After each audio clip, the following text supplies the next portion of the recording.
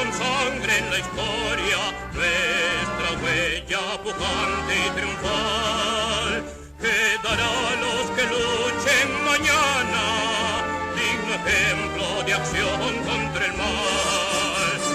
Pero nos abraza la nueva religión, la alianza popular.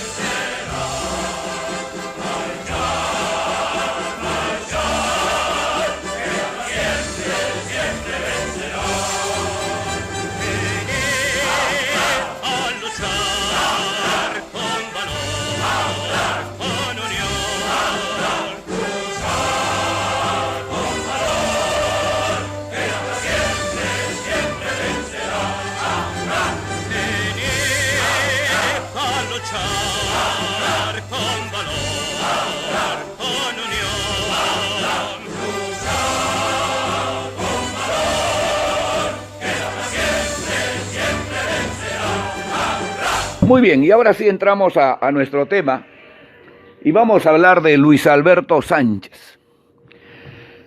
Yo comenzaré diciendo que a mí me correspondió, me tocó, tuve el privilegio, tuve el honor de conocer a Luis Alberto Sánchez todavía en enero de 1972.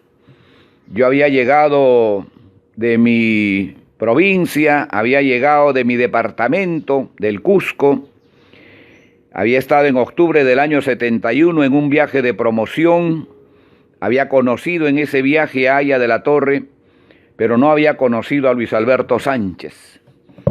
Y me cupo el privilegio, la oportunidad de asistir por primera vez a una clase magistral de Luis Alberto Sánchez. Recuerdo mucho, un día lunes de enero de 1972 en la Sala de la Libertad, cuando estaba en el segundo piso, porque la jefatura quedaba en el segundo piso y ahí al lado estaba la Sala de la Libertad. Ahí escuché a Luis Alberto Sánchez sus clases de historia del Perú y de la América Latina, ¿no?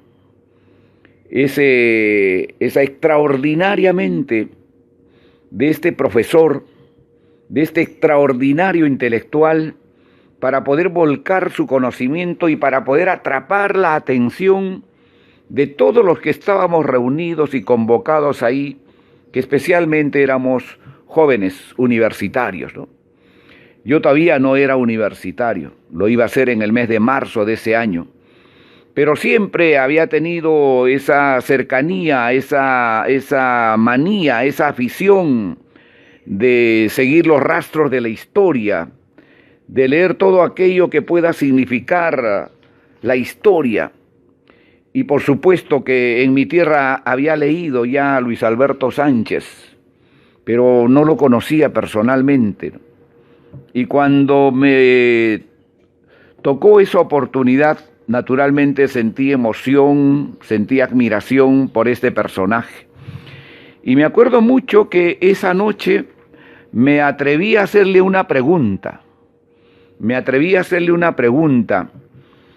Que naturalmente me lo respondió con todo el conocimiento, la sapiencia que él tenía, ¿no? Pero lo que me llamó la atención fue que al lunes siguiente, cuando hubo la otra conferencia, cuando asistimos a las otras clases de Luis Alberto Sánchez, él se acordó de la pregunta que yo le había hecho. Y con esa mente tan extraordinaria que tenía, se acordaba de mi nombre, se acordaba de mi apellido. Y un hombre que, como ustedes saben, ya en ese tiempo sufría de ceguera. Ahí también conocí a ese gran amigo, a ese gran compañero, Manuel Aquésolo, ¿no? Manuel Aquésolo, que es el que lo guiaba, que es el que lo acompañaba siempre a todos los lugares donde iba Luis Alberto Sánchez.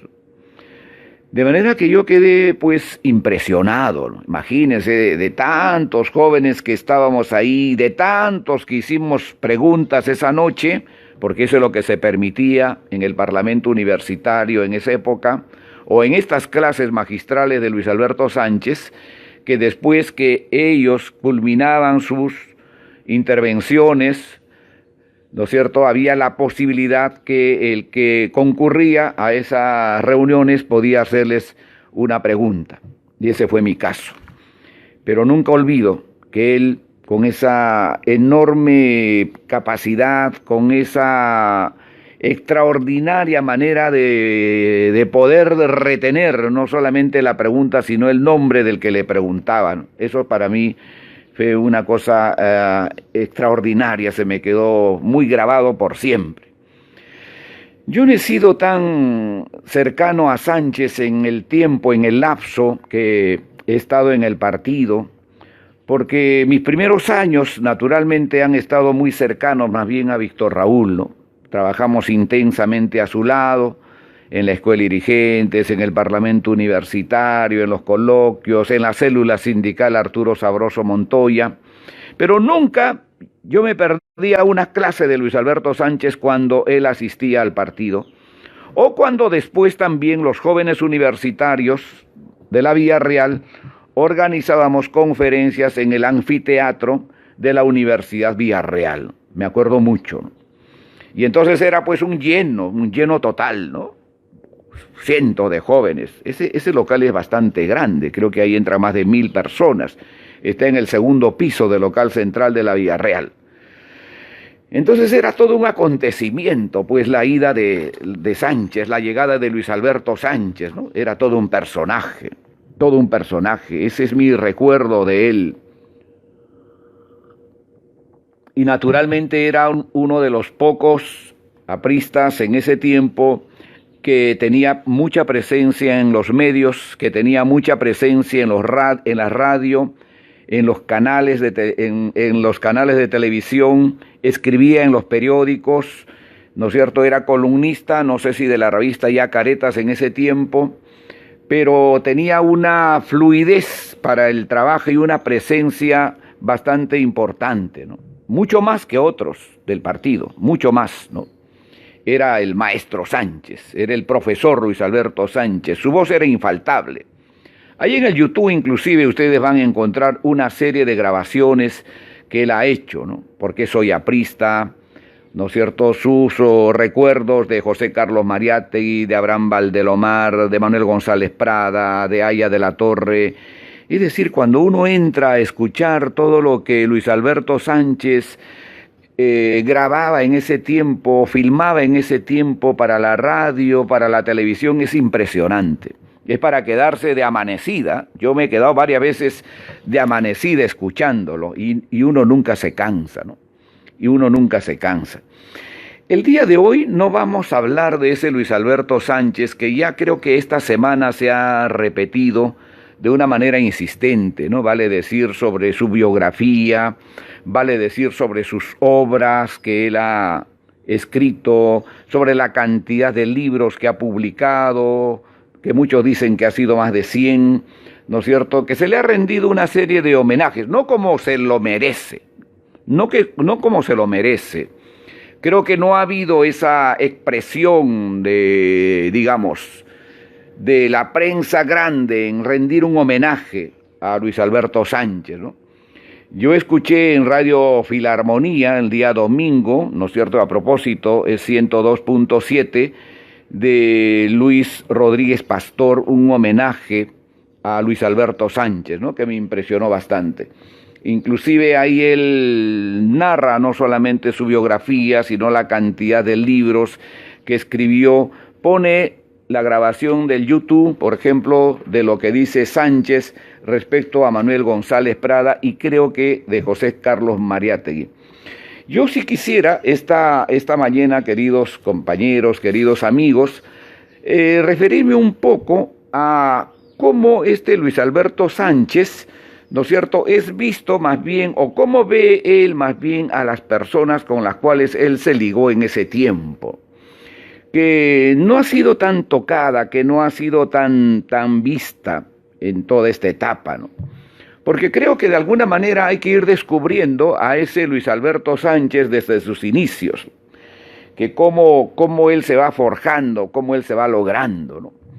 Y cuando decimos, por ejemplo, la cantidad de obras, de publicaciones, de libros, de artículos que escribió Luis Alberto Sánchez, pues naturalmente uno queda perplejo, ¿no? Es impresionante, ¿no? Aquí tengo, por ejemplo, la contribución a la bibliografía de Luis Alberto Sánchez, que fue trabajada por Vidal Galindo Vera y por Luis Alberto del Pozo. Esto corresponde todavía al año 1963.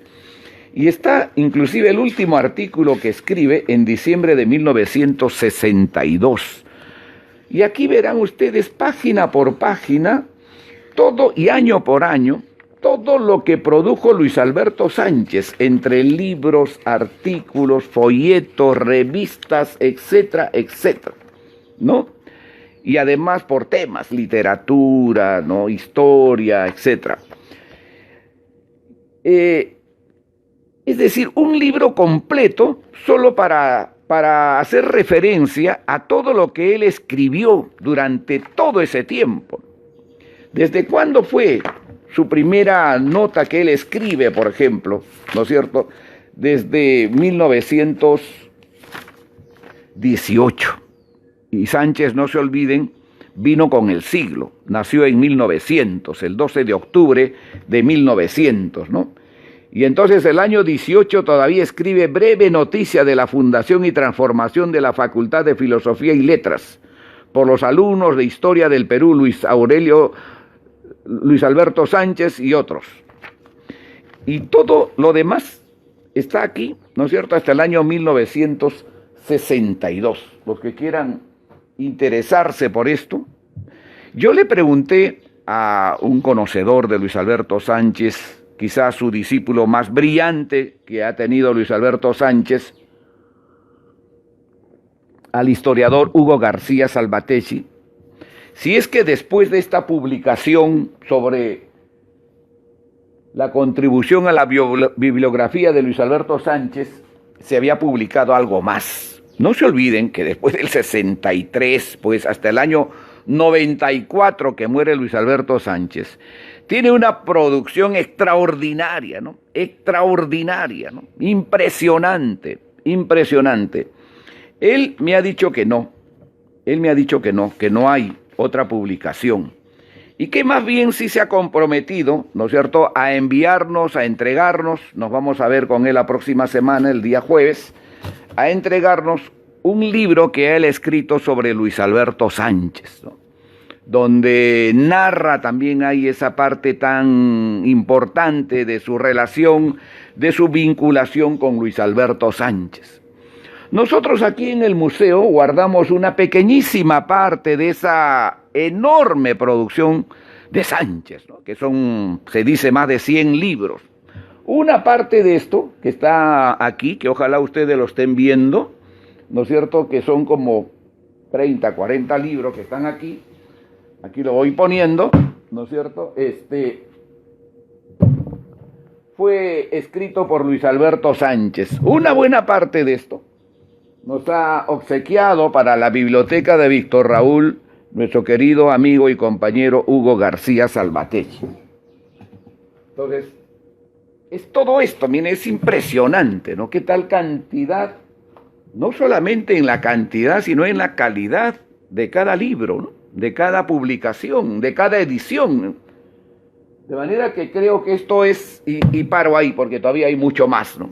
Paro ahí, ¿no? Aquí está su testimonio personal, aquí está la Bella Época sobre Valdelomar, aquí están los señores de Luis Alberto Sánchez, aquí está el Perú, retrato de un país adolescente, aquí está la biografía de Manuel González Prada, ¿no? Aquí está el libro sobre drama de los Palanganas, Veterano y Bisoño, un libro para mí desconocido, El Perú, retrato de un país adolescente, reportaje al Paraguay, 1949, aquí seguro está narrado cuando, no se olviden ustedes, Luis Alberto Sánchez es deportado, es expulsado del Perú después del golpe del 27 de octubre de 1948, o del 3 de octubre de 1948, depende cómo uno lo quiera señalar.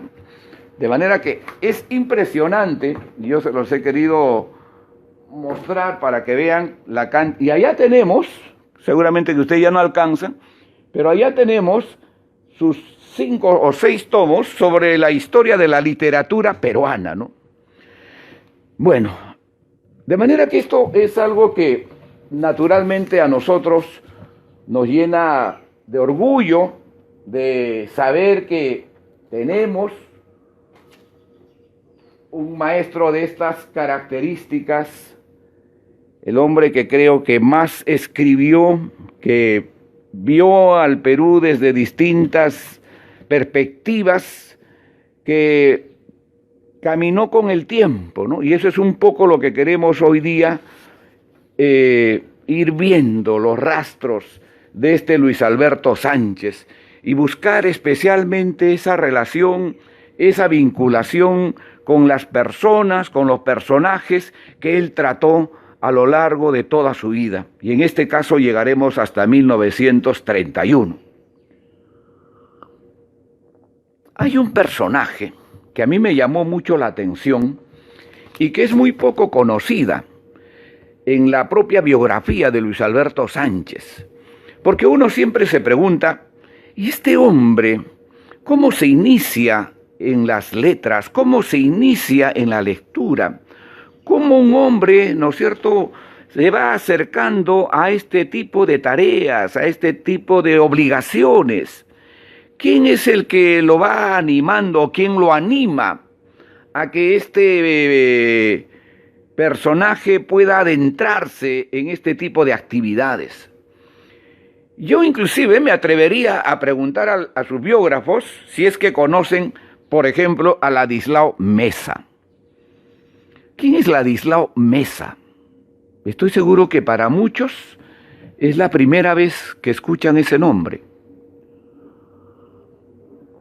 Pero Ladislao Mesa es un personaje, para mí, estoy yo dando mi punto de vista, ¿no?, de enorme importancia en la vida de Luis Alberto Sánchez. No te me pierdas. Parece que se me han juntado los libros, ¿no? Bueno. Ladislao Mesa, ¿no es cierto?, y él mismo lo señala, y está en la página 179, 180 y 181. Ahora, miren, este es el tomo primero del testimonio personal de Luis Alberto Sánchez, que es el libro con el que prácticamente vamos a trabajar el día de hoy. Sánchez, con esa prodigiosa capacidad que tiene de ir recordando naturalmente cada etapa, cada circunstancia, cada coyuntura que él va viviendo, va vaciando, ¿no es cierto?, en sus escritos. Ahora, cuando uno va leyendo el testimonio de Luis Alberto Sánchez, me pasa a mí, estoy hablando lo que me pasa a mí, ¿no? Yo no soy profesional en estos temas, simplemente lo que a lo que un principiante como yo le pasa, ¿no? Encuentra que hay una serie de yuxtaposiciones, de personajes, de circunstancias. De pronto aparece González Prada y después aparece pues Aya de la Torre, o después aparece Seoane y después aparece Sabogal, o después aparece Mariátegui. Y entonces, pero son personajes que han tenido etapas muy especiales. ¿Cómo poder ordenar eso, no? Y es un poco lo que hemos hecho, ¿no? De alguna manera es un poco lo que hemos hecho, ¿no? Naturalmente respetando esa prodigiosa forma y manera de poder recordar de Luis Alberto Sánchez a cada uno de estos personajes. Y por eso nos hemos atrevido, ¿no es cierto?, en esta reseña que hacemos, de ubicarlo en primer lugar a Ladislao Mesa. ¿Y por qué Ladislao Mesa? Yo encuentro aquí, en la página 179, ¿no es cierto?, la 180 y la 181, la presencia de este personaje Ladislao Mesa. ¿Quién fue Ladislao Mesa? Y se los voy a leer de propia versión de Luis Alberto Sánchez, que dice: pero lo que más me enseñó fue el trato con escritores, especialmente Ladislao Mesa y Abraham Valdelomar. Fue su amistad un don que me hicieron, porque siendo bastante mayores, no desdeñaron aconsejarme en el culto a la belleza y la pasión por la verdad. Conocí a Mesa, miren cómo comienza a tratarlo a Mesa, que para muchos de nosotros, ¿no es cierto?, es, creo que, un personaje bastante desconocido, pero muy presente en la vida inicial de Luis Alberto Sánchez. Y dice: conocí a Mesa en 1915, Sánchez tenía 15 años, no se olviden, 15 años, él nació en 1900. Conocí a Mesa en 1915 por intermedio de Ismael Bielix, cuando éste hacía su primer año de letras y yo el penúltimo de la Recoleta, era colegial todavía. Mesa tendría entonces unos 24 años, bastante mayor que él. Cursaba el último año de jurisprudencia en San Marcos y era redactor del Comercio. Usaba chambergo negro de amplias alas, uno de los últimos sombrerones bohemios que se vieron en Lima, y una corbata negra de nudo inconcluso, parecida a su mariposa flotante de Marcelo en las Bohemes de Puccini.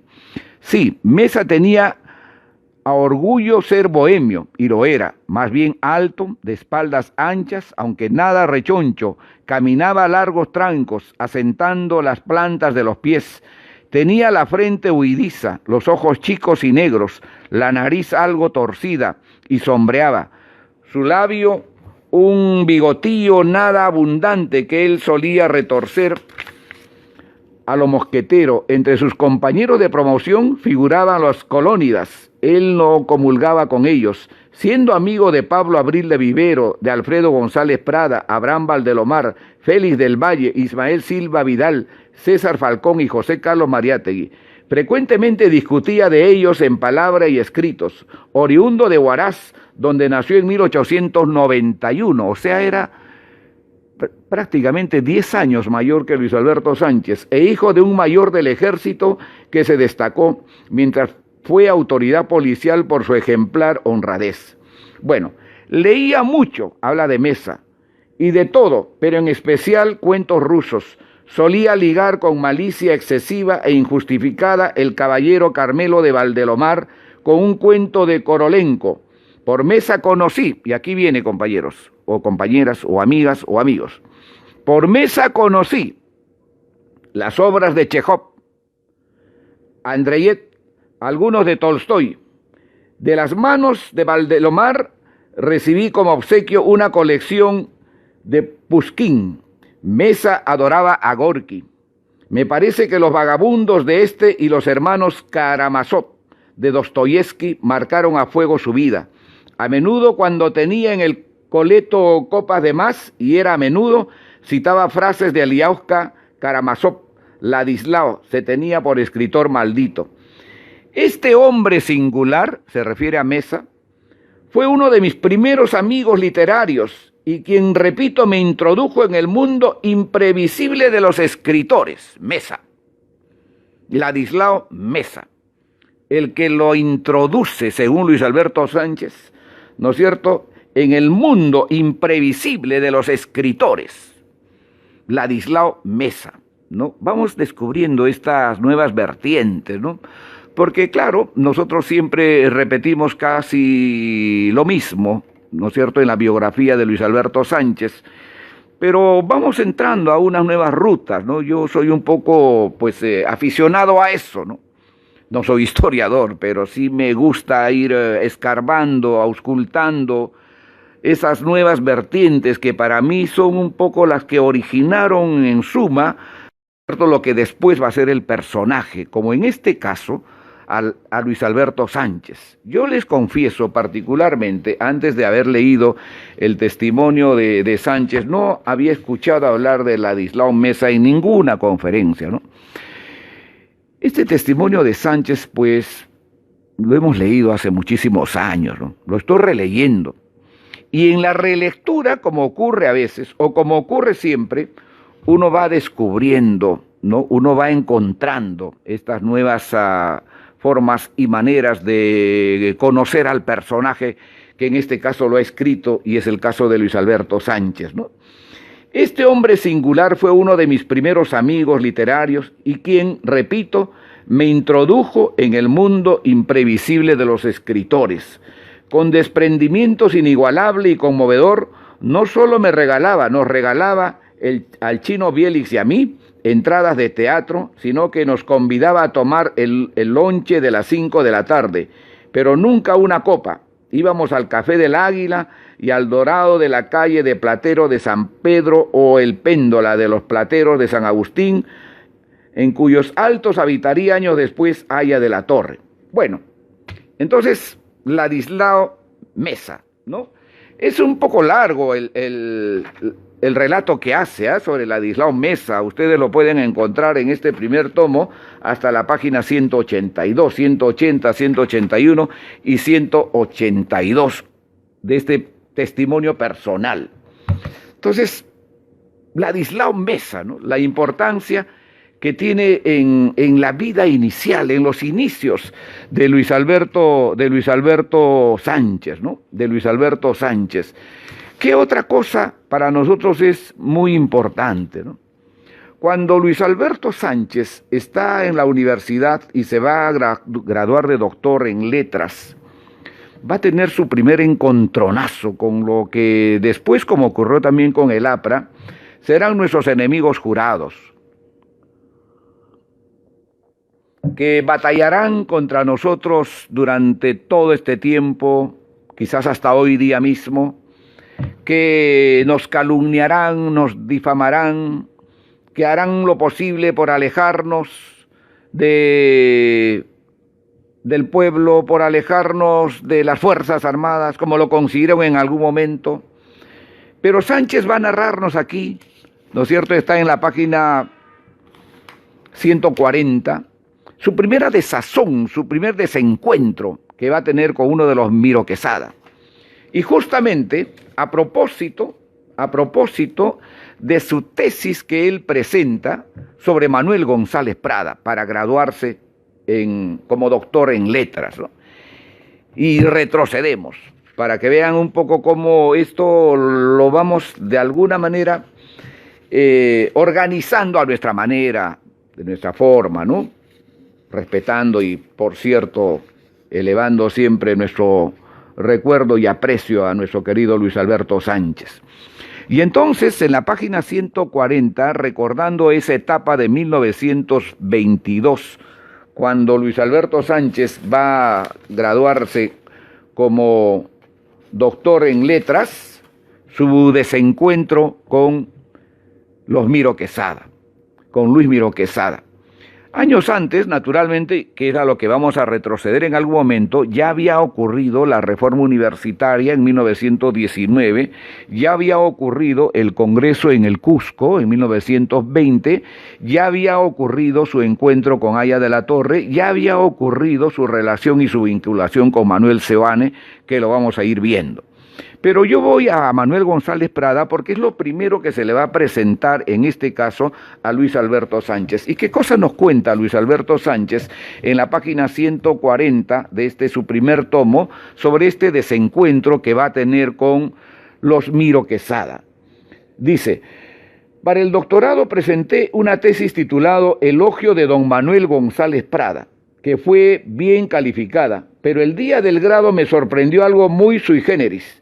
Hicieron pasar antes que a mí a otro graduando.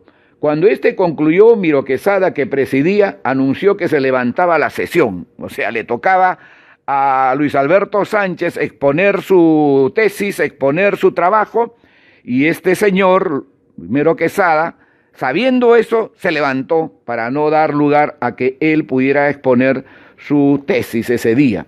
Pero Vice, conocedor de la intriga, me había prevenido por medio de Doit y Lora, subsecretario de la facultad, y luego me informó: mira, hijo, siéntate en primera fila y apenas termine el grado de X, tú subes al estrado y te sientas en la silla del graduado, a ver que te saquen de ahí. Si no lo haces, estás perdido. Gracias a ese consejo de don Carlos se frustró el atropello. Al concluir mi grado, Miro Quesada me dijo en tono de reconvención: doctor Sánchez, ha hecho usted mal en ocuparse de González Prada y en tratar el tema como lo ha tratado. No sabía yo hasta ese momento que Miro Quesada había formado parte de la pandilla que, saliendo del comercio, asaltó el periódico La Idea Libre, refriega en la que murió uno de los asaltantes, un señor Pasos Varela. La Idea Libre estaba dirigido por Glicerio Tázara, y en ella colaboraba González Prada. Ocurrió aquello en 1905. Me enteré de los pormenores solo después de escudriñar la vida de González Prada para mi libro Don Manuel. Don Glicerio Tázara, cuya fotografía hemos recuperado y la tenemos aquí en el Museo de Manuel González Prada, ¿no es cierto?, escribía en esta revista de este director Glicerio Tázara, un gran anarquista, 1905, y a eso es lo que se refiere en este caso Luis Alberto Sánchez, ¿no? Glicerio Tázara es un anarquista, periodista de esa época de 1905, en la que habla justamente Luis Alberto Sánchez, a quien creo que de una u otra manera hay que recuperar en su expresión tan alta que tuvo, ¿no es cierto?, en propagar las ideas libertarias del anarquismo. Y luego, y esto a propósito lo he puesto ahí, para ver su relación que él va a tener, en este caso, Luis Alberto Sánchez, con don Manuel González Prada. ¿Cómo es que lo conoce? Si Manuel González Prada murió en 1918 y él en 1918 tenía 18 años. Para que vean esa extraordinaria actividad de este joven que con 15 años, con 16 años, ya estaba pues muy entrometido, ¿no es cierto?, en los temas literarios, en los temas de González Prada. Y en la página 232, y otra vez volvemos adelante, vamos para atrás, pero poniendo un poco, ¿no es cierto?, no de orden, sino poniendo un poco, ¿dónde estás? 232, ajá. Aquí está. Entonces, ¿qué nos cuenta Luis Alberto Sánchez de Manuel González Prada, ¿no? En la página 232, él relata esa impresión que le va a causar, ¿no es cierto?, lo que va a sentir con la muerte de Manuel González Prada.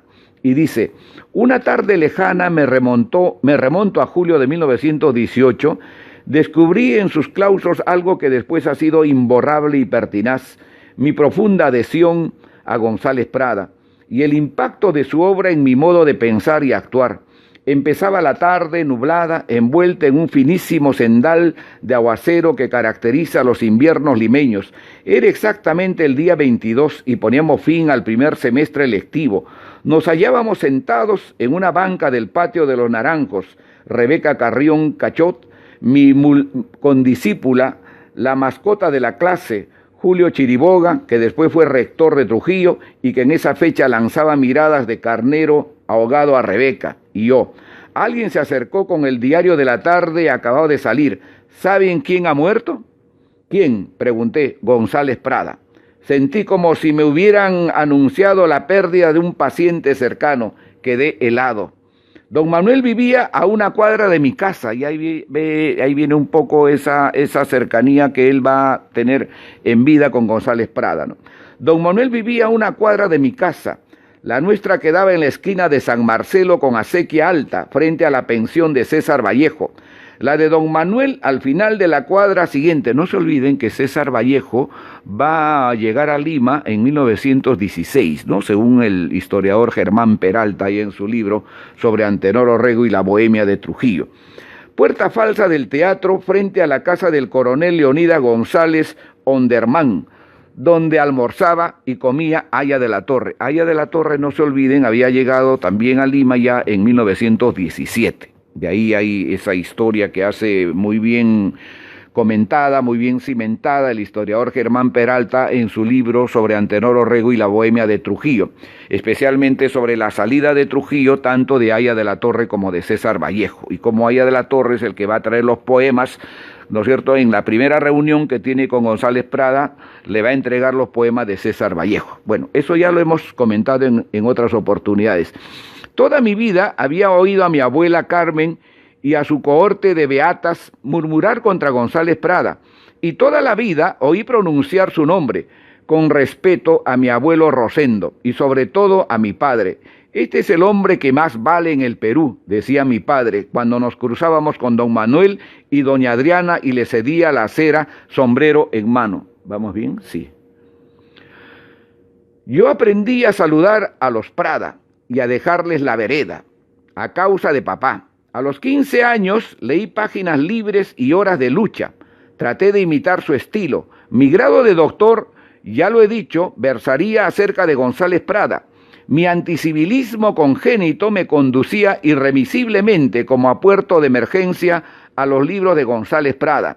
Luego, cuando fue director de la Biblioteca Nacional, recibió también mi homenaje.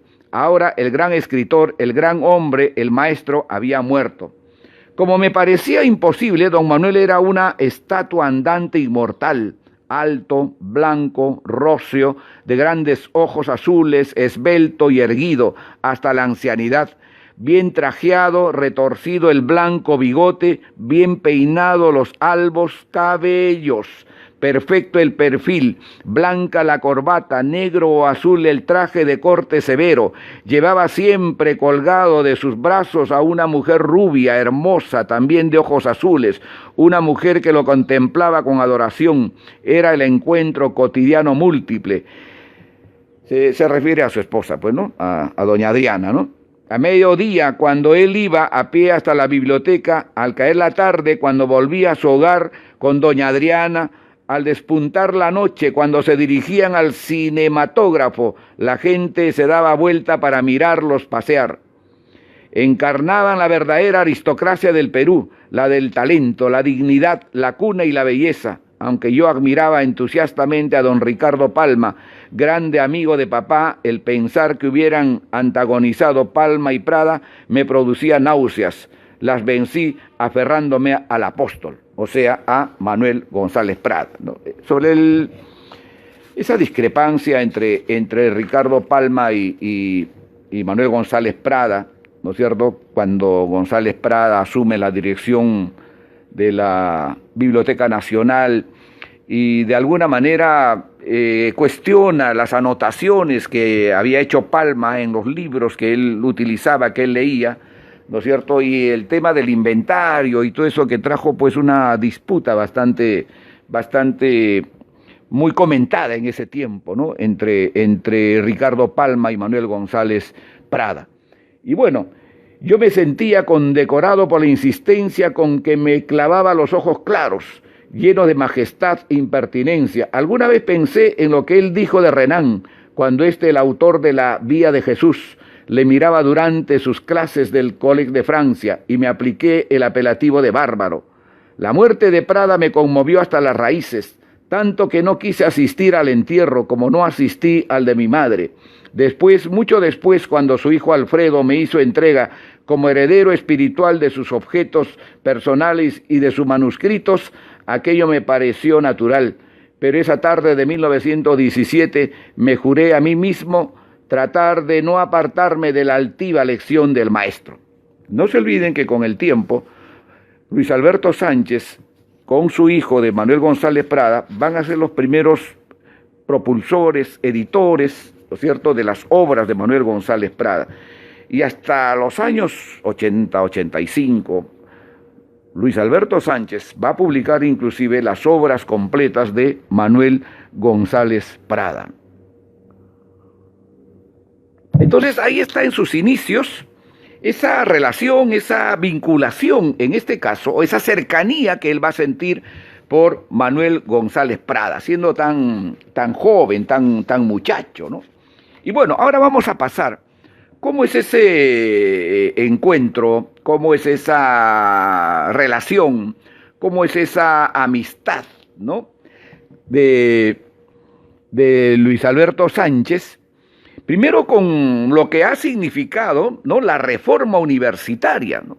¿Qué cosa significó para Luis Alberto Sánchez la reforma universitaria en 1919?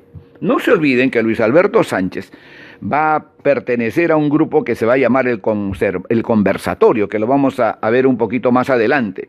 Él en toda esa etapa, hasta el año 31, no va a tener militancia política, y él lo dice, y él lo indica casi a cada momento, ¿no? Y entonces, ¿qué cosa pensó en ese tiempo, en ese momento, Luis Alberto Sánchez sobre la reforma universitaria, ¿no? Dice Luis Alberto Sánchez en la página 144, ¿no? Contamos con dos fuerzas aliadas, la capacidad captadora y organizativa de Víctor Raúl Haya de la Torre y la agresividad mordaz de Raúl Porras Barnechea. Sin ellos no hubiera sido posible la reforma. Haya de la Torre había llegado a Lima en 1917. ¿Qué hora es? Caramba. Ya es las 11. Haya de la Torre había llegado a Lima en 1917 para matricularse en Derecho. De inmediato se convirtió en el alumno predilecto de José Matías Manzanilla, profesor de Economía Política. Su figura alta y delgada se hizo imprescindible en los claustros sanmarquinos. Era un dínamo andante, reía a plena boca, hablaba con voz algo opaca, pero que a menudo lograba timbre clarísimo. Vestía siempre de negro, con ropa no muy nueva, peinaba hacia atrás. Cuando reía, su boca mostraba un motín de dientes, todos los delanteros arremolinados en afán de sobreponerse los unos a los otros, dental retrato de un andante movimiento social. Porras, como he dicho, era el contrario, bajo, algo rechoncho, de ojos azules, pelo rubio, trato un poco hosco, aunque de risa abierta e incisiva. Los dos caminaban deprisa, el uno a grandes trancos, a paso repicado, el otro. Víctor Raúl proyectaba ya planes grandiosos, unión de estudiantes y trabajadores, aprendido de González Prada, y los maestros anarquistas, leídos en Trujillo, transformación de la universidad, adopción de nuevos métodos, discusión libre, acercamiento a los sindicatos. Raúl prefería fortalecer la investigación, pero no desdeñaba la extensión universitaria. La prueba está en que en 1929 apenas se fundaron las Universidades Populares González Prada. Ambos, el primero como rector y el segundo como maestro, se lanzaron a la empresa desde Vitarte y hasta Lima. Digo que sin ellos no habría sido posible la reforma universitaria. La aprobaron Raúl y Guillermo Luna Cardenat, otro pluma corrosiva y antisonante, dedicado desde las columnas de La Razón a caricaturizar los maestros deficientes, aquellos a quienes habíamos de tachar. Lo hicieron con travesura y con tanta eficacia que pronto el ambiente íntegro de la universidad señaló como réprobos a tales maestros. Por cierto que se produjeron incidentes desagradables, eran inevitables. Víctor Raúl dibujaba los grandes lineamientos de la reforma, pero tropezaba con la resistencia de un grupo de estudiantes civilistas, adictos a la argolla profesoral, los cuales dominaban la recién creada Federación de Estudiantes, hablo de 1919. Por ello fue preciso formar una comisión de reforma ad hoc, presidida por José Manuel Calle. En él ejercimos nuestros derechos Raúl Porras, Luna, Manuel Seoane, Jorge Guillermo Lejía, Jorge Basadre, José León Barrandarán, Eleazar Guzmán Barrón, Manuel Abastos y tantos más. Aya de la Torre, repito, se había destacado apenas llegó a Lima por su actividad creadora y su actitud de liderato. De hecho, en 1918, el año siguiente de su arribo, ya dirigía un movimiento encaminado a fortalecer el sindicalismo obrero y la solidaridad estudiantil con aquel.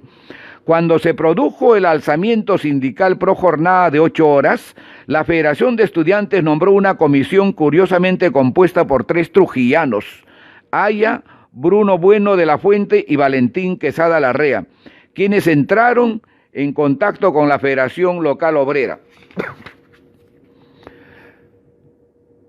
De suerte que en 1919 ya era Aya un combatiente avesado y su palabra tenía autoridad. Ese año se matriculaba en letras César Vallejo en su segunda visita a Lima. Fuimos pues con discípulos en el tercer año de letras, Aya, Vallejo, Jorge Guillermo Leguía, Mariano Prado y yo. Está hablando entonces cómo en 1919, ¿no es cierto?, él se relaciona, se vincula y conoce a Aya de la Torre, ¿no?, en esa expresión de liderazgo, en esa expresión de ser tan cercano al movimiento sindical que después va a conquistar la jornada de las 8 horas de trabajo, como todos lo sabemos, ¿no? Bueno, luego Luis Alberto Sánchez también va a tener una opinión. Pudo haber participado, pero no lo hizo, por las cosas que él va a narrar después, ¿no? En el primer Congreso de Estudiantes del Cusco, donde sí participó Basadre, donde sí participó Porras, donde sí estuvieron todos esos egregios maestros que después van a ser parte de la Universidad Popular Manuel González Prada, ¿no? Y entonces el Congreso de Estudiantes del Cusco, según Luis Alberto Sánchez, en la página 147 y 148 cuenta lo siguiente, ¿no? Desde luego la reforma necesitaba planificación, según se dice. Ahí había partido al Cusco como secretario del prefecto, coronel César González, se refiere a 1917. Pero ahí lo va a ligar con la convocatoria al Congreso de Estudiantes en el Cusco, ¿no? Deslumbrado por la capital imperial y herido por la miseria del indio, Víctor Raúl promovió y organizó un Congreso de Estudiantes, el primero de tipo nacional, ¿no? Redactamos las ponencias. A mí se me encargó de una sobre la originalidad de la literatura peruana. Los delegados haríamos el viaje en un buque de la Compañía Peruana de Vapores, a cargo del catedrático Alberto Salomón, quien tenía por secretario a nuestro amigo Manuel Abastos. Bueno,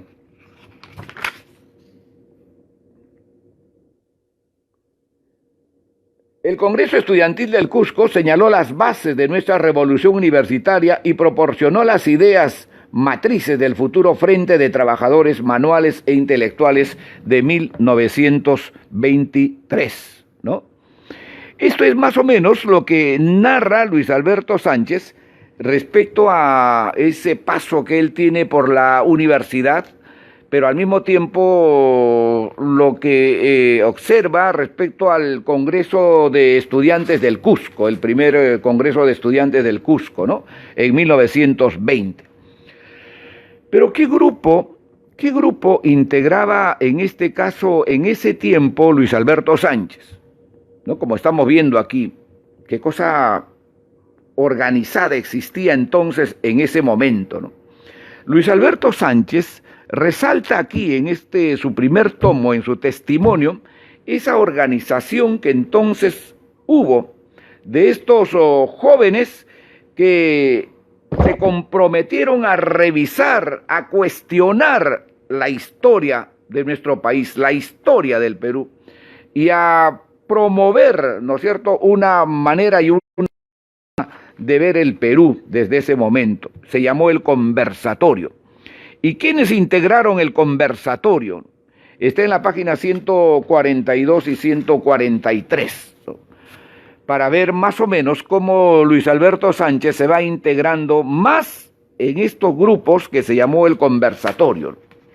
Y dice lo siguiente: el conversatorio se materializa en una serie de conferencias, de allí que recogiendo las sugestiones de los dos maestros de historia y de Belaúnde, promotor de varias aventuras intelectuales, resolviéramos estudiar al margen de todo criterio tradicional los orígenes y el desarrollo del movimiento emancipador del y en el Perú.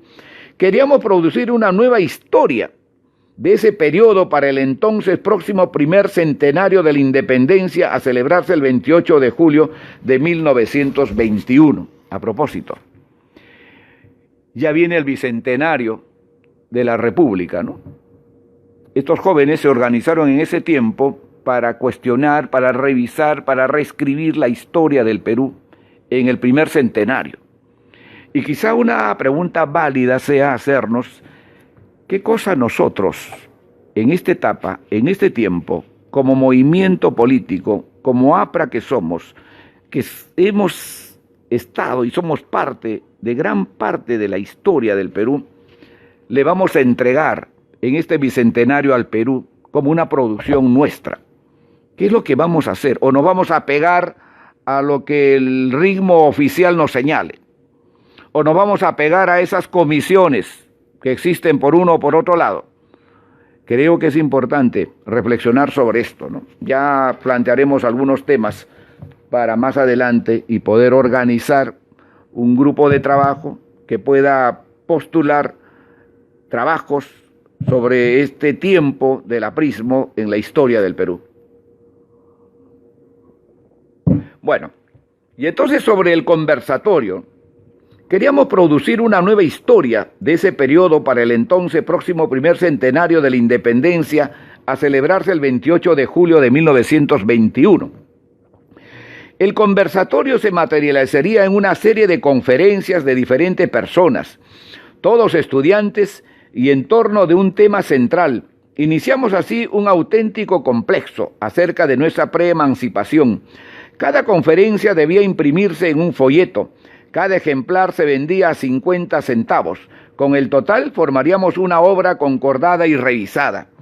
Empezamos con la conferencia de Jorge Guillermo Leguía, Lima en el siglo XVIII, que ha tenido varias ediciones, una bella estampa de aquella época.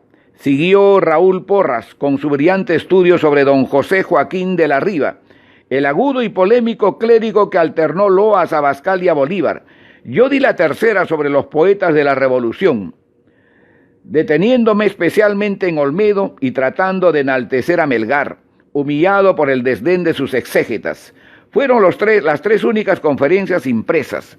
Los demás miembros del conversatorio dieron las suyas esporádicamente, pero no las recogieron en folleto. Fueron miembros del conversatorio los que aparecen en la ya histórica fotografía de Mundial, número extraordinario de julio de 1921, y algunos más, a saber, Raúl Porras, Jorge Guillermo Leguía, Víctor Raúl Haya de la Torre. No leyó su conferencia porque se marchó al Cusco. A ver, yo no sé si realmente, no, claro, Luis Alberto Sánchez, con esa grandeza que le caracteriza, con esa cercanía a Víctor Raúl, no incorpora el nombre de Haya de la Torre en este grupo, ¿no? Pero esa actividad tan constante de Haya de la Torre, esa labor tan diaria que él tenía, no solo en estar a la cabeza de las luchas sociales en ese tiempo, de haber comandado a los obreros, a los estudiantes, de haber fundado las universidades populares, Manuel González Prada, de haber hecho ese viaje que en algún momento lo hemos visto, lo hemos revisado, ¿no es cierto?, a los países cercanos, ¿no?, a Argentina, a Chile, a Uruguay, a Bolivia, le dio tiempo para participar en este conversatorio, ¿no? Yo particularmente creo que no, ¿no? Yo particularmente creo que no, pero bueno, ese es un tema que ya los historiadores con mayor acuciosidad, con las fuentes que hay que señalar siempre, podrán ubicar y podrán señalar. Porque Aya de la Torre tan activo, tan presente en cada sitio y en cada lugar, y ahí nomás, no se olviden, ¿no? Después del 23 de mayo de 1923, él va a estar en una etapa en la clandestinidad, y luego en octubre de ese mismo año va a salir al exilio, después de caer prisionero. Entonces, yo valoro naturalmente esta expresión tan fraterna, tan amical, tan cercana, tan hermana de Luis Alberto Sánchez. Ricardo Vegas García le dio se marchó al Cusco, Ricardo sobre Cochrane, Manuel Abastos habló sobre Sánchez Carrión, Guillermo Carlos Moreira Pasoldán, José Quesada, José Luis Llosa Belaúnde, Jorge Basadre, el Benjamín, quien ha negado a veces su participación, y yo, la generación del conversatorio, cuya actividad coincide con el movimiento de la reforma universitaria, fue predominantemente historicista. La sombra de Vice nos amparaba. Hemos hecho un especial inclusive sobre Jorge Basadre y la historia del APRA, y un poco la forma y la manera bastante mezquina de sus referencias, ¿no es cierto?, a lo que constituyó este movimiento, y esa distancia también que va a tomar con el propio Luis Alberto Sánchez, ¿no? Aunque en el prólogo de Historia del Perú, de Jorge Basadre, se reconoce nítidamente la primera etapa, esa relación, esa vinculación que hubo muy estrecha. Publicaron inclusive la primera obra juntos, Luis Alberto Sánchez y Jorge Basadre, no hay que olvidar eso, y que está reconocida también en la introducción, en el prólogo que hace Jorge Basadre a su historia del Perú, ¿no? Bueno, quizá eso podamos analizarlo en otro momento, porque es muy importante, ¿no? Porque acá nos señala Sánchez, por ejemplo, que a veces lo negó. Quien ha negado varias veces su participación se refiere a Jorge Basadre, ¿no?, en ese conversatorio, que fue un grupo, pues como ustedes han escuchado, de muchachos que después van a brillar, muchos de ellos pues con luz propia, ¿no?, en el firmamento cultural, en el firmamento literario, ¿no?, de la historia, de la poesía, ¿no?, grandes personajes, ¿no?, que fueron parte de ese conversatorio. Y yo siempre estoy pensando en lo que nosotros como movimiento, como organización, podemos hacer ahora que estamos muy cercanos al bicentenario, ¿no?, al bicentenario. Bueno, ¿quiénes fueron parte de ese grupo del contertulio de Luis Alberto Sánchez, ¿no?, para ligarlo un poco a lo que fue el conversatorio, ¿no? Y ahí nos vamos a saltar hasta la página 254, para darnos cuenta cómo esa capacidad de Luis Alberto Sánchez de ir recordando pues los temas, no siempre de una manera correlativa, sino que ahí un poco nos va desubicando para luego encontrarlo otra vez más adelante, ¿no? Un poco lo que ocurre también en las novelas de Vargas Llosa, ¿no?, que a propósito hoy día le han hecho una especial entrevista en RPP, recordando los 10 años que ha obtenido el Premio Nobel de Literatura. Bueno, en la página 254, Luis Alberto Sánchez nos va a señalar, nos va a decir quiénes fueron ese grupo que integraban sus contertulios, ¿no?, como él lo llama, ¿no? Y aquí dice: la gente de mi grupo solía reunirse no solo en el Morris Bar. En el Morris Bar dicen pues que es donde se origina el pisco sour, ¿no? Pues el compañero Gerardo Morris siempre con mucho orgullo dice que en el Morris Bar es donde se originó el pisco sour, ¿no? Sino también en la cantina del Hotel Maury. Yo no sé si el Morris Bar quedaba en el mismo Hotel Maury, ¿no? Que era muy famoso además, ¿no? Muy famoso en el centro de Lima. Yo todavía conocí ese centro de Lima, pues, muy atildado, ¿no? Los mejores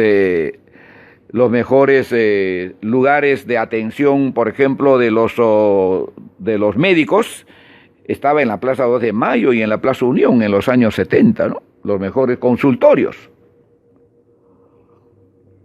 Las oficinas más preeminentes estaban en la avenida donde está la Villarreal, la avenida, ¿cómo se llama esta avenida? Bueno, por ahí quedaba también las oficinas del Parlamento Latinoamericano, que atendía a nuestro querido compañero Andrés Tausen Escurra en esa época, ¿no? De manera que el centro de Lima, todavía el que yo conocí, era de una expresión bastante importante. Ya, ahora, imagínense en esa época, ¿no? En la que nos habla Luis Alberto Sánchez, donde está el Hotel Maury, ¿no? Todavía el Hotel Crillon, en las épocas en que yo llegué en los años 70, pues era sinónimo de una expresión muy especial, ¿no? Ahí inclusive tenía su sitio de trabajo, su lugar de vivienda, inclusive el famoso empresario pesquero Luis Banquero Rossi, ¿no? Que después lamentablemente fue asesinado. Dice Luis Alberto Sánchez: la gente de mi grupo solía reunirse no solo en el Morris Bar, sino también en la cantina del Hotel Maury y en un restaurante alemán de la calle de Pescadería, situado en la acera del frente de la Intendencia de Policía. Ahí servían unos chops magníficos. El consumo se contaba por la asientavasos de cartón, que a veces sumaban 12 por cabeza. Esto ocurría sobre todo cuando José Ángel Escalante era miembro de la partida. En realidad nos juntábamos indistintamente Jorge Basadre, Elías Ponce Rodríguez, Rafael Pareja, Carlos E. Ismael Bielix, José Díez Canseco y José Ángel Escalante. Almorzábamos en un restaurante francés llamado Astoria, cuyo dueño era un marsellés medio visco apellidado Grandejian, el cual tenía una mujer con una linda estampa de potranca de Normandía y unos cabellos de Valquiria. Basadre demostraba intensa afición al goce de la vida, trataba de cultivar la esgrima. Los cócteles no le dañaban el hígado, amaba el amor en todas estas manifestaciones, conversaba, escribía, se entusiasmaba. Un poco, pues, el vivir diario de estos personajes, ¿no? Que no todo era estar enclaustrados, que no todo era estar encerrados, que no todo era estar siempre en la lectura, como a veces muchos, pues, hemos creído, ¿no? Que así ha sido, ¿no? Y no, pues, no era así. Inclusive, más adelante, ojalá haya oportunidad de llegar a esa parte. Luis Alberto Sánchez era abogado del distrito, del municipio de La Victoria. Y él cuenta ahí cómo esas casas donde se ejercía la prostitución eran, en este caso, registradas por este municipio donde él era parte, ¿no? El municipio de La Victoria. Bueno, en realidad nos juntábamos, bueno, Basadre demostraba, ya leí esa parte, desde luego no era el suyo el fervor extravertido de Pepe Canseco. Este acababa de insurgir por usar un verbo grato a los pedantes en las letras, primero con unos versos criollos imitando dentro de la temática vernacular los romances de García Lorca y luego con sus narraciones criollas. Acostumbraba a asistir como Basadre, Espelucín y yo a las tertulias de Amauta. Colaboraba en la revista semanal que acogió sus romances. En Amauta publicó su novela corta El Gaviota. Pepe Canseco se consagró desde entonces a la bohemia y a la narración. Bueno, y continúa, ¿no? Y continúa y es bastante largo, ¿no? Está en la página 255, 256 y 257, un poco para conocer quiénes eran los que estaban al lado de Luis Alberto Sánchez en esa época, como él los llama, los contertulios, ¿no? Los contertulios de Luis Alberto Sánchez, ¿no? Que está en la página 254, 255. ¿Cómo conoció Luis Alberto Sánchez a Manuel Seoane, ¿no? No se olviden que Seoane es el que de una u otra manera lo estimula, prácticamente no lo obliga, sino que lo anima a que Luis Alberto Sánchez pudiera ser militante del APRA, ¿no? Y lo va a lograr en abril de 1931. Con Manuel Seoane pues van a tener una relación muy estrecha cuando va a comenzar la diáspora, después de 1932, cuando ambos, siendo constituyentes, van a ser expulsados del país, ¿no? Pero nos interesa saber los prolegómenos, nos interesa saber el prefacio, porque a veces ya muchos, o la mayoría, conocemos, ¿no?, lo que pasó después del 32, cuando ambos fueron deportados, cuando en Chile, ¿no es cierto?, trabajaron en Ercilla, uno director, el otro subdirector, promovieron una gran revista, publicaron una buena cantidad de libros, etcétera, etcétera. Cambiaron el rostro del periodismo en Chile, acogieron a muchos exiliados, etcétera, etcétera. Pero no conocemos, o conocemos muy poco, cómo fue esos inicios, ¿no?, para tomar un poco el título del libro de Armando Villanueva del Campo, ¿no?, los inicios. ¿Cómo fue ese comienzo, esa relación? Y yo me preocupo mucho en eso, ¿no?, porque son cosas que conocemos muy poco. 254. Lo tengo que poner en su sitio porque a veces se me pierde y yo después tengo problemas para ir ubicándolos. ¿Cómo conoció a Manuel Seoane, no? Y está en la página 190 y regresamos a la página 190 para poder ubicar esta parte en la cual él nos va a contar su relación, su vinculación, ¿no?, con Manuel Seoane. Ojo que estamos en esa etapa donde todavía él no es militante, ¿no? Él es más bien parte de ese conversatorio, es parte más bien de todo ese grupo que va auscultando, que va revisando la historia. Él va publicando ya una serie de obras, ¿no?, como muy bien lo hemos visto ya en anterior oportunidad. Conocí a Manolo en 1917. Sánchez tenía 17 años. ¿Seoane cuántos tenía? Seoane también nació en 1900. Al entrar a San Marcos, él estaba matriculado en la Facultad de Ciencias, quería ser médico. Al año siguiente varió de parecer, se trasladó a Letras, fuimos amigos. Manolo era un muchacho flaco, alto, de largas piernas y cabeza cuadrada. Caminaba con aplomo, tenía la frente despejada y prominente, la nariz corta y algo chata, los ojos audaces, el mentón cuadrado, fácil la sonrisa. Había mucho de cazurrería en su gesto apalomillado. Qué bonita palabra, ¿no? Apalomillado. Siempre estaba en pos de travesuras, negocios y mujeres. Ya lucía un carácter contradictorio, alegre al par que díscolo. Una mañana lo encontré muy violento en el pasillo que daba acceso a una puerta lateral del aula del primer año de letras, donde dictaba clase de literatura antigua su padre, el fiscal Guillermo A. Seoane. Varios estudiantes habíamos estado en el patio, canturreando tonadillas de moda. Parece que el eco de los cantos llegó al aula, perturbando su serenidad. Manolo salió airado por lo que creía un desacato a su padre, a quien todos respetábamos y hasta queríamos. No llegó la sangre al río. Al año siguiente nos halló a Manolo y a mí como bogas de la reforma universitaria. Los dos participábamos del Comité de Reforma de Letras que presidía Jorge Guillermo Leguía y cuyos secretarios fueron Ricardo Vega García y él, Seoane. El 4 de julio de 1919 nos sorprendió en plena revuelta universitaria. Seoane era empleado del Senado, donde tenía por jefe principal a Rafael Belaúnde, oficial mayor y como jefe inmediato de Ismael Bielix. El advenimiento de Leguía nos llenó de inquietudes.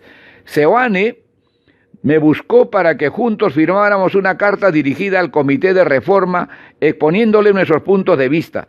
La carta apareció en un rinconcito de la prensa. Tengo la impresión de que revelaba nuestra angustia por la suerte de la reforma. Con el receso de 1921, la posición de Seoane se definió más cerca del grupo recesista. La Federación de Estudiantes, con sede en el Palacio de la Exposición, fue el teatro de sus nuevas actividades. Le acompañaban estudiantes de marcada tinte civilista como Alfredo Herrera, Carlos Ayán, Álvarez, Luis A. Flores, César Alengua. En esa coyuntura nos divorciamos en cuanto a técnica universitaria. Seoane, que había salido ya del Senado, poseía un viejo automóvil Ford en el que, por humorada, hacía a veces de chofer público. Un día condujo al rector Villarán de un barrio a otro sin que éste lo reconociera. Seoane se comportó con él como un magnífico chofer profesional, cobrándole la carrera. Luego se moría de risa contando el episodio. Como le gustaba también el deporte, solía ir todos los días al Club Regatas Lima, donde se relacionó más íntimamente con Haya de la Torre, consuetudinario boga y nadador, recién regresado de Buenos Aires. Claro, está hablando del año 22, ¿no? Cuando Haya de la Torre dio esa gira por Argentina, por Uruguay, por Chile y por Bolivia, ¿no? A ella gustaba de entonar con su desafinada y ronca voz tangos de moda, uno de ellos Loca. Seoane le llevaba el compás. Yo había fundado entonces una revista deportiva con Gonzalo More, se titulaba Aire Libre, lo editaba Mundial. Después de 1924, la publicación con José Arnillas. En una de las carátulas presentábamos la fotografía de Edgardo Seoane, estudiante de agricultura, hermano de Manolo, ganando una carrera de 100 metros. Edgardo Seoane fue acción populista, ¿no? Inclusive después del golpe de Velasco, él tomó distancias de Acción Popular Oficial y formó otro movimiento, ¿no? Viajé al extranjero en 1923. A mi regreso encontré a Manolo como propietario de una tienda de artículos de hombre en la calle de Núñez. Era un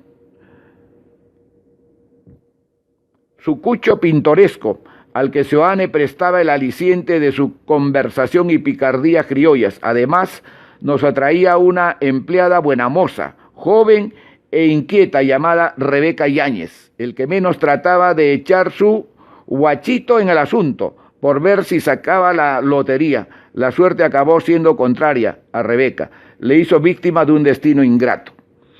En mi ausencia de 1923 habían sucedido cosas. Víctor Raúl fue electo presidente de la Federación de Estudiantes, en rivalidad con Seoane, a quien apoyaban Herrera, Sayán, Flores, los civilistas de San Marcos. Luego, al saberse del apresamiento de Haya, Seoane reaccionó gallardamente y se compuso la fórmula: Haya de presidente y Seoane de vicepresidente. Ocurrió el 2 o 3 de octubre. Víctor fue desterrado el 9. Ustedes saben que uno de los pocos personajes que podía decirle Víctor a Haya de la Torre era Luis Alberto Sánchez, ¿no?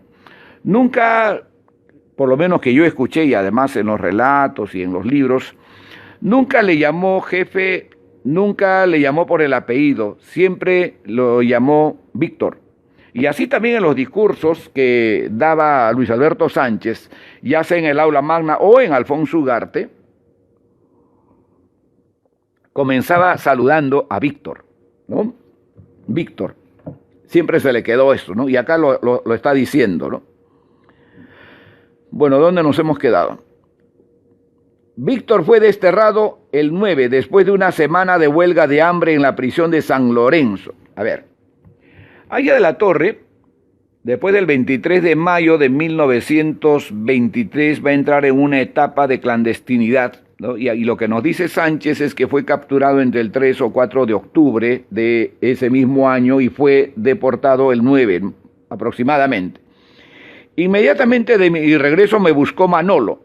Me condujo a la imprenta proletaria en la avenida Grau, donde se editaba el periódico órgano de la Federación de Estudiantes. Era una especie de sótano en una casita modesta, de modesta apariencia. Allí conocí a los líderes obreros, Arturo Sabroso, Samuel Ríos y Samuel Vázquez, quienes serían entrañables amigos y compañeros del partido.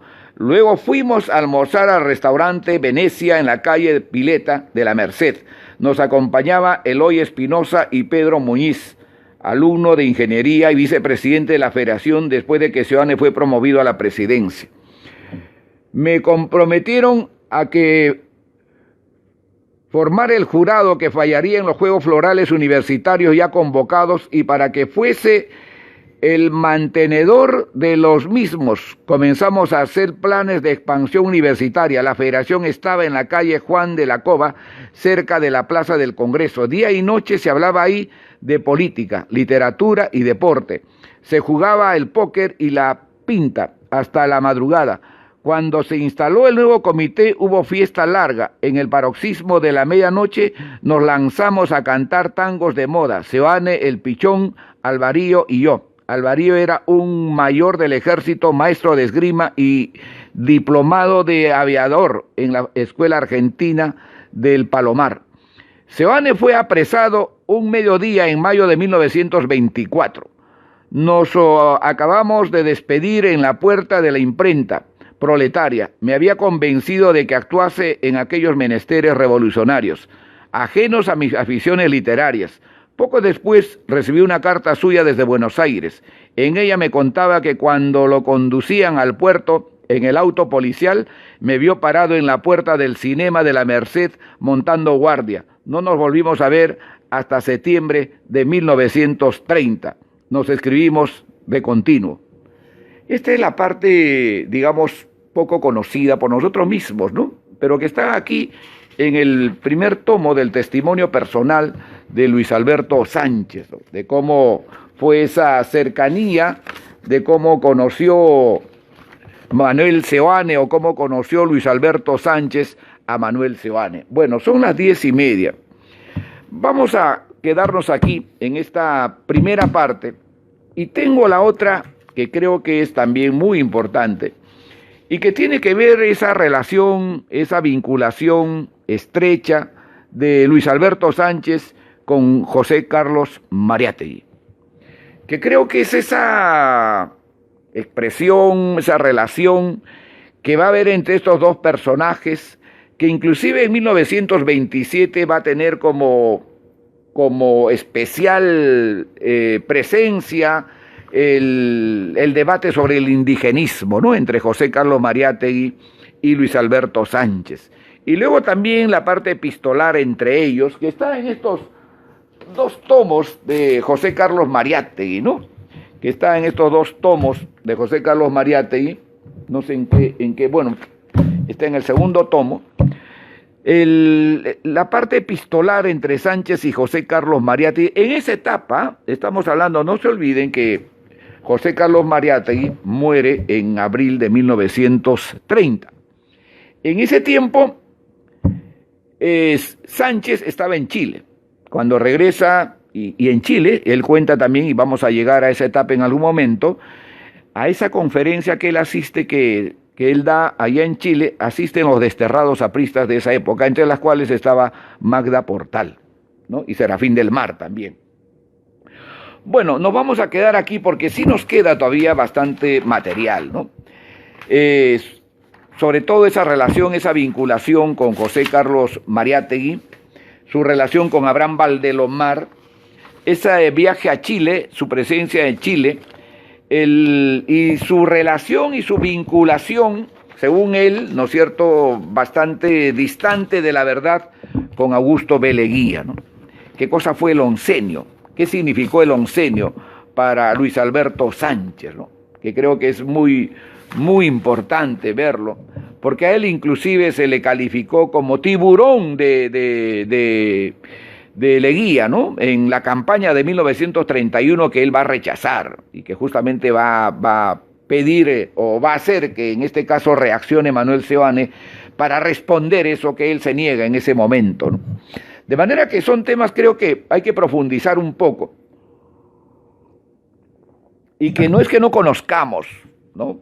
Sé que muchos de ustedes lo conocen muy bien, pero que hay que de alguna manera refrescar en todo caso esa etapa entre 1918, 17 y 1930, la primera etapa, hasta el día en que Luis Alberto Sánchez va a asumir el compromiso de ser militante del APRA en mayo o en abril de 1931 hasta el día de su muerte. Bueno, ahí lo vamos a dejar. Muchas gracias, han sido ustedes muy amables por habernos sintonizado el día de hoy, sábado 17 de octubre del 2020. Muchas gracias, los esperamos el próximo miércoles, en miércoles de música, política y cultura. Y el próximo sábado con la segunda parte del homenaje a Luis Alberto Sánchez. Gracias, muchas gracias. Hasta la próxima.